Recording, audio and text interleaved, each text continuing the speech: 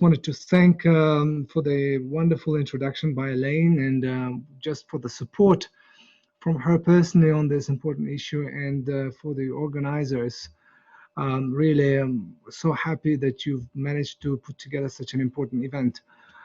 We do pay attention to the development in Scotland, and I just wanted to maybe start by a brief explanation on who the Special Rapporteur is, because there is a bit of a technical term. I just wanted to put a bit of more definition and explanation on what the Rapporteur does and who we are in Geneva. The Special Rapporteur is an independent expert, first of all, and they are appointed by UN Human Rights Council in Geneva.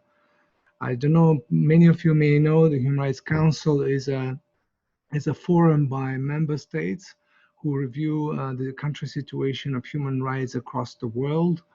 And in that position as a Special Rapporteur, Michael Fakhri has been just appointed since May, and his mandate is very specific. His mandate is to look at the right to food from a very much a thematic perspective across the world, to monitor the realization of the right to food in countries across the world. The definition of the right to food, as far as we are concerned, we operate with the definition from the international human rights law perspective, and that's a definition has been used for a while by the UN Committee on Economic, Social, Cultural Rights. It's a body that was set up to monitor the implementation of the International Covenant on Economic, Social, Cultural Rights, which the UK and Scotland has been the states party of that. And the committee declared that the right to adequate food is realized when every person, man, woman, and child, alone or in a community with others, has physical and economic access at all times to adequate food or means for its procurement. And here we have to really underline the words like access to adequate food. So physical and economic access. This is not about charity, it's about human rights to be able to access important element in our livelihood, which is food. And of course, the right to adequate food has to be realized progressively. We can't realize it immediately, and we are not living in a perfect world. But progressive realization means that if the government actually implements it, it cannot go back and take retrogressive measures without meaningful explanations. And again, there is when you talk about international human rights law, we have clear obligations of states as signatories to this important treaties, and there are a number of obligations. The first of all is the obligation to respect. It's basically respect existing access to adequate food, which involves states parties to take specific measures that result in preventing such access. So they should really respect it by not taking those measures in preventing access. There is also an obligation to protect that includes measures and actions by states to ensure that companies or non-state actors or any individuals do not deprive individuals or communities of their access to adequate food. And the third obligation is really an obligation to fulfill or facilitate, which means that states they must proactively engage in activities and actions that intend to strengthen people's access to food and resources. And so these are the three obligations we normally discuss from the international human rights law perspective. And more practically, what the Special Rapporteur does is monitors the realization of right to food across the world. He engages with states, with civil societies, with communities, with individuals, and advising them on how to realize the right to food better. The Special Rapporteur also conducts country visits upon the invitation and agreement of countries concerned, during which there is an opportunity to conduct a fact-finding mission on the realization of the right to food in that specific country. The Special Rapporteur also can receive complaints, individual complaints from or group complaints on the realization of the right to food. Anybody can send a complaint. We just verify the sources, of course. And that complaint will be communicated to government requesting more information and establishing dialogues and verifying those allegations. And it's an opportunity for governments to address those specific complaints and rectify the wrongdoing, any potential wrongdoing. And finally, the special rapporteur also has a very important tools of engaging in advocacy, in a sense that the rapporteur is the best advocate you can have on the topic on the right to food globally, and specifically on the topic of right to food. From that perspective, he engages with states, engages with communities and civil society to ensure, to advocate and to facilitate that discussion on the right to food. And this, for example, event today is an opportunity for us to engage in such advocacy and to help and facilitate that discussion. I hope I haven't been very technical, and of course, we're here to respond to any questions and to learn as well about the Scottish situation and to understand the developments, recent developments, and understand how COVID, for example, has impacted the situation of the right to food, and see how the society could come out stronger and better from these challenges, and how food systems and access to food could be improved. And that's what we are looking for. We're looking for improvements, gradual, progressive improvements for the better. I'm looking forward to the contribution by Special Rapporteur Michael Fakhri. He's an Associate Professor at the University of Oregon, the School of Law, where he leads the Food Resiliency Project. And in that project, he investigates how law might be used to increase biodiversity through food making practices. Thank you, Elaine, and thank you, everyone. Again, thank you for your patience. So just let me jump right into it in terms of, let me start with what the right to food means and why it's important to have a strong right to food in any national legislation, and how that empowers both governments and people. So the right to food at its most basic sense is the right to be free from hunger, but it's also much more than that. I think the right to food is the right for everyone to celebrate life through their meals with each other in communion, and to use the language actually of the Scottish Good Food Nation, the Good Food Bill, food is a point of people's pride and pleasure. I think that resonates with a lot of people in a particular way. In more specific terms, the right to food means that food must be three things. It must be adequate, it must be available, and it must be accessible.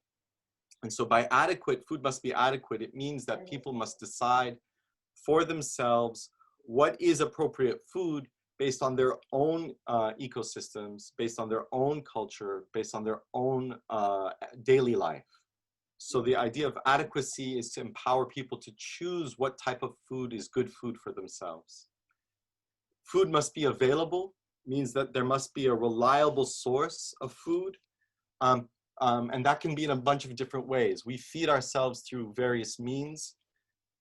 So food means, a reliable source means, it can mean feeding oneself from the land, from the seas, from the rivers. So this has to do with land use policy, with hunting rights, fishing rights. Reliable sources of food means there must be stable markets. People get their food from markets and from shops. And a reliable source of food means our food workers need to be healthy and safe. And I think in COVID, we've seen that the big disruption has been primarily through labor and through worker safety. We've seen in places like meat packing plants across the world, when workers aren't safe, we don't have a reliable source of food. If they're not safe, we don't eat. So food must be adequate, it must be available. And the third point is food must be accessible. And the way I think of accessibility is to think of a kitchen. That's the point of where we prepare our food. We must have access to kitchens, which can mean a focus on where people get their food. It could be hospitals, schools, nursing homes, prisons. It means having the time and resources to cook at home for ourselves and for our families. And it means that people need physical access to kitchens and to the tools that they need to eat. So I've already touched a little bit on COVID-19, and I think what COVID-19 has highlighted is the importance, again, of food workers. That's been the big disruption. But it's also highlighted how important it is for governments to have, national governments and local governments to have the power to respond to change. So COVID-19 is just the beginning. It's sort of a warning shot of what lies ahead in light of climate change. And we've seen what's important is flexibility, and where communities have been able to respond quickly to food disruptions, it's been really at the local level. It's been through national and local institutions having the power to respond. And it's across all sectors. So food is not just about agriculture, it's labor markets, it's education, it's land use. And at the heart of it, it's about power. People need the power to hold their governments accountable, and governments need the power to respond. Where there's been failure in the food system, it's been in situations where power is concentrated in the hands of the few, whether it's in corporations, whether it's supermarkets having too much power, or whether it's governments are not democratic or accountable and therefore not responsive to people's needs. The right to food is different than other approaches of doing food policy, and it's different than charity, and it's different than food security. Because the right to food, at the heart of the right to food is dignity and accountability. So if it's a charity model, people are at the mercy of those, at the benevolence of others. They're at the mercy of those with power. They're at the mercy of how people are going to dictate whether and when they receive food. And often, more often than not, the charity model loses the element of dignity. And food security only focuses on the issue of access and availability. So food security often becomes an issue where technicians, scientists, policymakers, they decide what the right policy is. What gets lost is accountability. Whereas the right to food means that the government has a duty to ensure people have adequate and access and available food, and people have the power to hold their governments accountable. That's what makes the right to food different than charity or just food security in a narrow term. The other element of why a right to food approach is important is I've seen from my experience and from my research that if a country doesn't have a robust right to food in legislation, they've been run over by international markets. So I'm aware that international trade may not be within the devolved powers of the Scottish government, but if the Scottish government doesn't have that strong right to food in legislation, empowering itself and the people, then it's harder for any government, local governments, national governments, or what have you, to have the ability to coordinate and push back against markets. A right to food allows governments and people to shape markets and make markets serve the people and not the other way around. Up until now, international trade has been dictating food policy, which has meant that profits and commerce has been defining food policy as opposed to people's everyday needs. Thank you. Yeah, thanks very much, Michael. I'm so glad you were able to join us. We had some questions, so maybe I'll just put one to you. So one of the questions that came in was, how likely do you think that a legal right to food could be challenged by multinational companies, for example, the big food processors, using investor-state dispute settlement provisions in bilateral investment treaties or trade agreements, for example, the US-UK trade deal? So that would be very pertinent to what you've just been saying, if you could answer that one. Yes, thank you. That hits to the heart of the matter of who has power over food policy. So I'll talk generally and then specifically. So generally right now, investment law and investment state dispute systems are under fire. I think even investment lawyers and companies know that the current investment regime has lost what little legitimacy it had. So they're acutely, they meaning investment law and investment arbitrators and all of that, they're under notice. They know that the public is watching, and they know that if the investment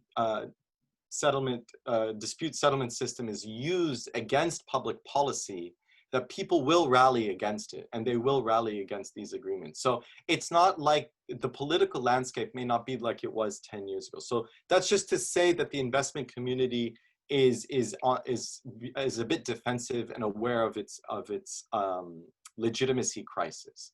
But that still doesn't necessarily solve the problem or answer the question directly.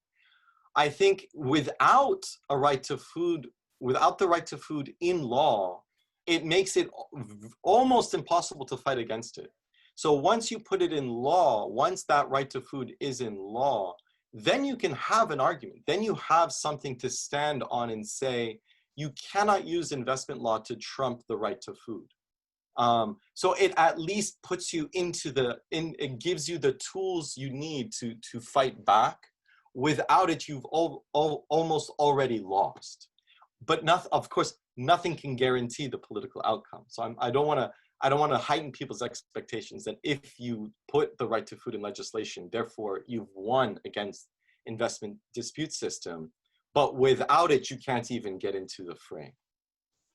And do you think that would help? I saw a question popping up. Do you think that would help with the quality of food? So, for example, the whole issue around chlorinated chicken? Yes, most definitely, because what the right to food says is people have the right to decide for themselves what is good food and what is adequate food. So it shifts the conversation out of just pure commerce and business and frames it in that broader sense. And it says, well, we have the power to decide what is safe and what is adequate. And it sort of re-empowers local and national governments that way. Thanks, Michael. I've got one further question that had been put in advance, and actually I think you've partly answered it with what you said there, but I'm going to put it to you anyway. The question is, the need for a right to food is a result of poverty. The person who's put it in says, I would like to severely reduce poverty in Scotland by introducing a universal basic income for the people of Scotland, which would probably make the right to food irrelevant. How would you feel about being made redundant? I mean, obviously I could put some points into that, but I'm putting that to you, and I think your previous answer maybe helps with that one. Right, of course. I mean, the whole point of human rights is to make human rights irrelevant. The whole point is to become free from hunger, and so that I don't have this position anymore. So I'd be happy to be redundant. But more specifically about universal basic income and the idea of poverty more broadly. So what's happened with COVID-19 is even though the virus is new, the effects have been predictable. So it's hit people living with poverty harder, and it's pushed people in the middle class into poverty. So people's access to food is, if you're poor, you lost access to food. And we see it with more people using food banks. And I know this is the case in Scotland as well. What a right to food approach says is people's income level should not be, people's access to food rather, should not be dependent on their income level. So one can address access to food in a bunch of different ways. One is through universal basic income, but universal basic income is still such a new idea. That can come in so many different ways and varieties. The most regressive version is some people will want to introduce universal basic income to do away with other government social services. And I think that's potentially problematic. What I would like to see, and I think a right to food approach does, is it actually delinks the issue of poverty from access to food and hunger a little bit. What it does is it opens up the choices a government has. So some governments create a national food stock program. They actually create national stockpiles of basic commodities. It's usually rice, wheat, and the like. So you can do it by improving, you can improve people's access to food by improving their income or creating a base income. That's but one way, but there are so many other ways of creating public stockholds, ensuring free meals for all school children. So you can just create a universal school program, not just based on families' income levels. So as I understand some systems, only children whose families meet a certain criteria get access to free meal. If you create a universal system of free meals to all children, you remove the stigma and you guarantee, and then you don't have to play the income game. And again, it just takes the concept of the concept of food outside of just markets, income, and the like. So yes, of course, addressing poverty is a key way, but you can also think of it as, well, we don't have to wait to solve poverty to solve the food issue as well. There are other tools available through a right to food approach. And also right to food would take in issues around quality in agriculture and wages and trade union issues. And exactly. I mean, then labor rights are built into it by definition, right? By definition, you can't have a stable food system without strong labor rights, without strong unions protecting worker health and safety. So it shifts it into power, so rather than just talking income, which is important, of course, it puts the power back into the hands of the people through mechanisms and institutions like unions, like schools, like hospitals. So that's the other thing it touches upon is, if you have a right to food law in place, you don't have to wait necessarily for your national government, whether that's the Scottish government or Westminster. Public institutions then are empowered to take up the right to food and change their own policies at a more local level, at a more daily level as well. So you can imagine the school system, the prison system, hospitals saying, we are taking a right to food approach. We are mandated to take a right to food approach and come up with creative solutions on the ground.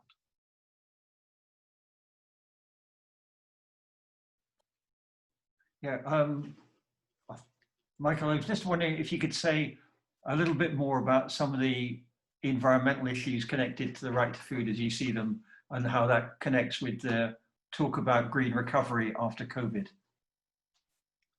Yeah, that's a broad one. So I think what people might forget is that it depends on how people get their food. So with such a broad range of participants, but I think people in cities might forget that our relationship with food is our most direct relationship with the ecosystem. So it's easy to think of nature as something out there, and life is something over here.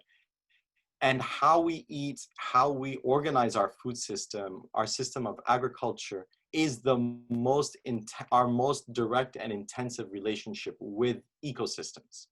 So rather than falling back on a system of conservation or preservation or the like, I think a food policy and a right to food approach, by definition, is redefining and negotiating our relationship with ecosystems.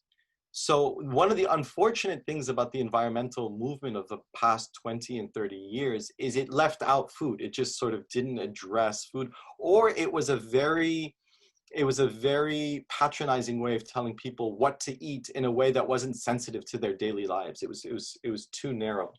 So I think what I like about the right to food and thinking about food is it inherently is about the ecosystem. It inherently is about environmental policy. It inherently is about land use and our waterways and the like. It doesn't treat it as separate. So it cuts across sectors. It doesn't leave environment for the Ministry of Environment. It doesn't leave things separated out. And I think that way of thinking systemically and holistically is built into the right to food in that way. Thank you. Anyone else? We've had a couple more questions to the chat box. From Martin Johnston, I'd be interested to know the countries that are further ahead than Scotland in enshrining the right to food in law, and what impacts have there been? I mean, ahead or behind, so there's some countries have the right to food in their constitution. Some countries have right to food in legislation. Some countries don't have the right to food necessarily in law, but in practice, they're enacting the right to food. So I wouldn't measure it in terms of ahead and behind. But just to connect it again to Pete's point, what I look at is more about what countries are connecting food to questions of ecology. And more specifically, a good food policy, there's the eating side of things. We all want to eat good and healthy food, and to be able to democratically decide for ourselves what is good food. And at the ecological side, it's about enhancing biodiversity. So that's where I would look about who's ahead or who's behind, is who has food systems and who has enacted laws where their food policies are empowering people to have control over their lives, while at the same time are enhancing the biodiversity of their own countries, or if they're dependent on importing food, that are dealing with countries that are enhancing biodiversity as well. So the term for that is agroecology. So that's the term of how to do agriculture in a way that enhances biodiversity and empowers people. So agroecology, the idea is doing agriculture in a way that follows the patterns of ecology in the seasons. So in terms of trade policy, because we've been talking about that, what some countries do is they have seasonal tariffs and seasonal patterns for labor migration. Now, unfortunately, right now, those patterns have been only about protecting domestic markets. But some countries are starting to think about having their tariffs and labor markets reflect the season. So when it's high season, so for example, if it's, I'll pick something I know, my family, we grow apples in Lebanon. So if it's apple season in Lebanon, we're gonna raise the tariffs and encourage our apple growers to sell domestically and to export. But then when it's not our apple season, we lower our tariffs and we import it from other countries that are producing at the time, so that we always have access to food. So there's a lot of different ways of thinking about. Now, one country that's some countries in Latin America have included this idea of right to food, but in that broader ecological sense. So Bolivia has sort of a food sovereignty approach. They have it in their constitution. Senegal as a country has been really pushing on agroecology. So as a case study, it's worth looking at what Senegal has been doing in terms of in that regard. Thanks, Michael. Any further ones, Stephanie? Actually, there's some examples in, if you go in and look at my submission for the proposal for the Right to Food Bill, there's a few examples in there as well, and can I remind everyone to take part in that consultation. Stephanie, anyone else? Yeah, just off the back of what Elaine's just said there, to let everybody know that the Scottish Food Coalition, Nourish Scotland, are going to be organising some workshops to be engaging with Elaine Smith's consultation, and we'll let everybody know about that as it gets closer to the time. But we're also going to be publishing like a guide to responding to the consultation on our website and so on. So we very much encourage everyone to engage, because it's incredible to see that obviously there's this opportunity with progressing the right to food, and we're very supportive of that. For any other questions, there's a couple more, but they seem to be going to what other examples are there internationally speaking, and I think Michael's just talked to that. So I might look to another example or question that's been put in advance, if that's all right. So the question that we had here from one of the participants in advance was, how can we ensure that the right to food in law becomes meaningful in reality? And how do we ensure that diverse and the least privileged and often ignored voices and experiences are acknowledged and reflected in policymaking? That's when that comes down to that issue of accountability. So what the right to food does is it allows people, and I know this was in the food bill for Scotland. There was that debate over how to hold government accountable, and there was the strong version of an independent legislative body to hold the government accountable. The more democratic, the more you give people power, and that can be in a variety of ways. So it could be representation on local, some places have what are called local food councils. Or I think I gleaned from the chat box the idea of how could schools, if we provide universal food for schools, how does that allow for choice? So making sure that there's democratic representation on the governing bodies of schools. You can do the same for hospitals. So the more voice people have, the more traction there is. But also the idea, again, to go back to the other point is, and to make sure that a food policy is across the board, that it's not just an issue of agriculture, right? That, as Elaine pointed out, that it is in the labor markets, that we have to think systemically so that no point is lost.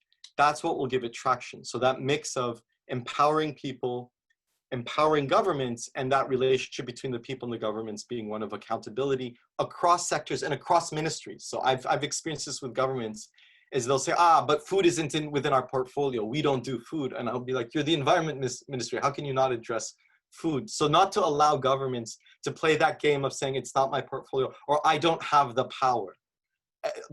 every level of government, every public institution is affecting people's access to food and is affecting the availability of food. So a right to food argument allows people to push back against all public institutions at all levels and all scales. Thank you very much. Do you want me just to close up now, Stephanie, or is there anything else outstanding? We just had another question come into the chat box that I thought might be quite good. Okay, go for it. So when we talk about supporting people, it's quite long, so bear with me for a second. It's from Paul.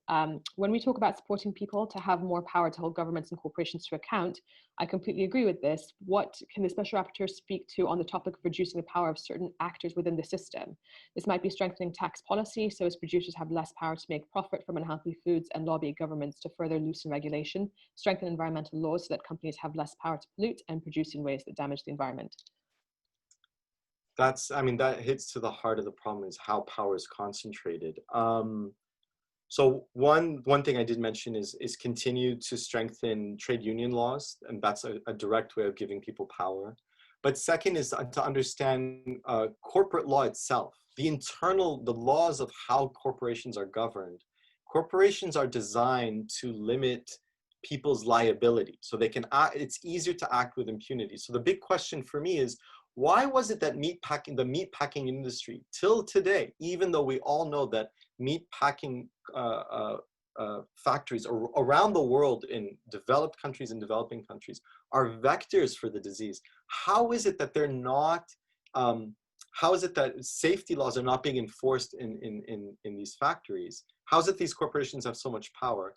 Corporate law itself. So to do the right to food, you have to become a good corporate lawyer, so to speak. You have to understand, how is it that corporate law doesn't allow individuals, board of directors, to be held liable, one. But two, competition law, the laws that govern markets and market power. And this is, so the EU has competition law, but competition law is the law that decides when is it that a corporation has too much power, has too much market share. It's determining where too few people have all the power in their hands, and therefore they're able to dictate prices.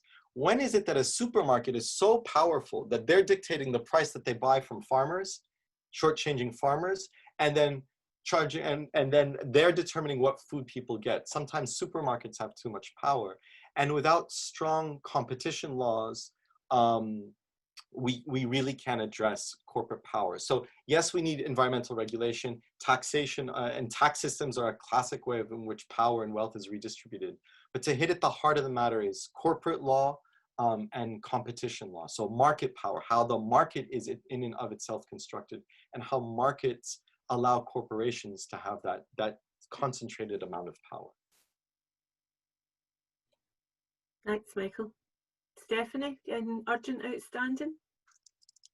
Nothing urgent, outstanding. We've had actually, we haven't yet talked to animal welfare at all, and there were a couple of questions about that. So if Michael, could you just make a couple of short comments about that? The question is, how do you see animal welfare fitting into the right to food? Should the definition of appropriate include a requirement that food is not produced at the expense of animal well-being?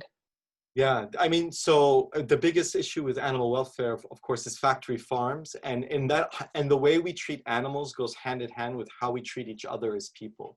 So in factory farms, it's not only about the mistreatment and the unnecessary pain caused upon animals. The workers in factory farms, there's a high degree of depression and suicide amongst the frontline workers that have to deal with these, work in these factory farms, because their relationship with the animal is so traumatic as a frontline worker that that trauma really affects workers. So it should be part of it. But I just want to add that politically, though, there's a tension in play with animal welfare. I've seen this in terms of the relationship between animal rights groups and indigenous communities around the world on hunting rights. And this is where a right to food approach might mediate those competing ideas, where sometimes animal rights groups take it to the point where they claim that hunting practices by indigenous people cause unnecessary harm to animals. And I'm not saying anyone in this group uses this language, but sometimes the language can become racist. So I'm always careful where animal rights activism can slip into an anti-humanism, where the care. So I would broaden it out, and I would encourage people whose heart and political energy is on animal welfare. I mean, that is absolutely necessary and central. But to always frame the issue in ecological terms about, it's not just about the animal, but individual animal or the particular species, but it's about our interrelationship, our relationship with each other as amongst people and non-human species. So to think in terms of relationships and power and ecological and ethical relationships, I think that's where many of us within a right to food approach can come to an agreement. But that just highlights that within the right to food communities, there are tensions. There are tensions, and one should be careful, again, in terms of that tension between animal rights activism going to the point that it can be sometimes anti-human at times.